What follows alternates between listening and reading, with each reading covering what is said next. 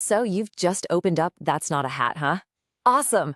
This is a super fast-paced party game that's all about memory and, you guessed it, bluffing. It really boils down to one thing. Can you remember the gift you have? And can you remember the gift you're passing on? And we're going to get you playing in literally under 5 minutes.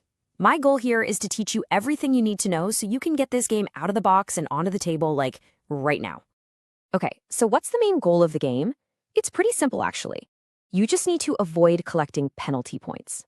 And how do you do that? Well, you're going to be giving and receiving gifts. The whole game is a test of your memory, really. You have to remember what gift is sitting right in front of you. And, when your memory decides to take a little vacation, that's where the bluffing comes in.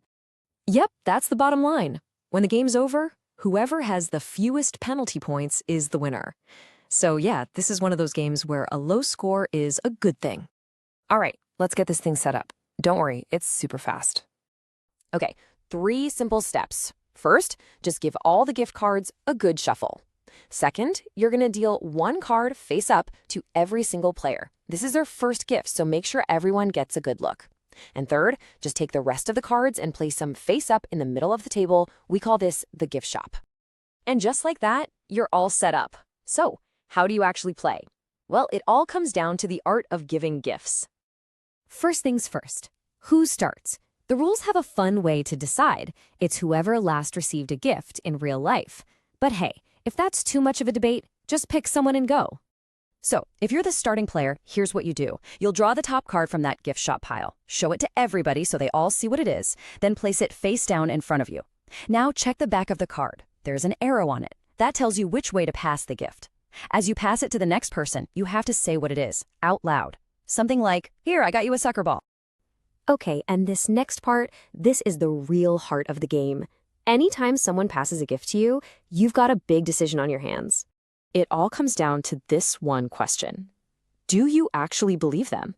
I mean, they just handed you a face-down card and told you what it is. But are they telling the truth? Or did they totally forget and are just trying to pull a fast one? So you've got 2 choices, and only 2.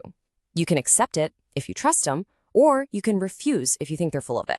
Let's say you decide to accept. You just say, "Thank you," and you put that card they gave you face down in front of yourself.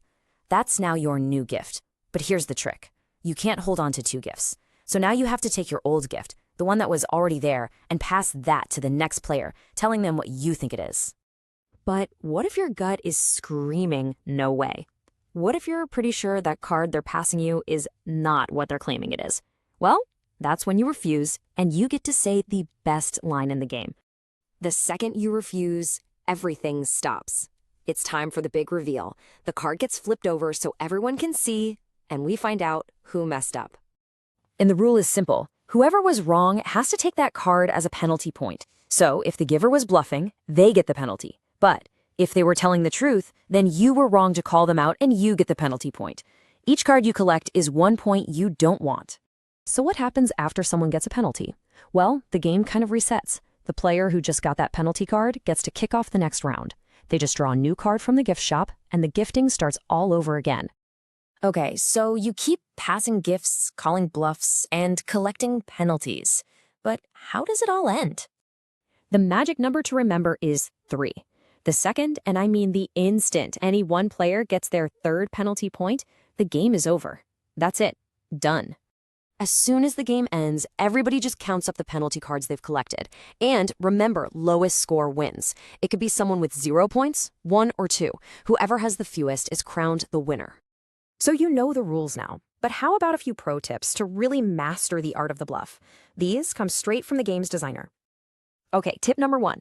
If you forget what your gift is, just own it. Bluff with total confidence. Sometimes just acting sure of yourself is enough.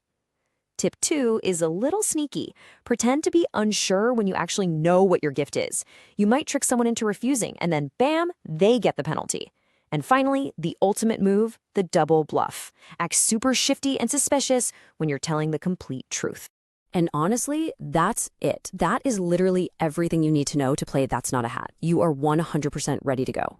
So go grab your friends, get that deck shuffled, and prepare for some serious fun. It's going to be a wild ride of bad memory and brilliant bluffs. So what are you waiting for? Go find out what your first gift will be.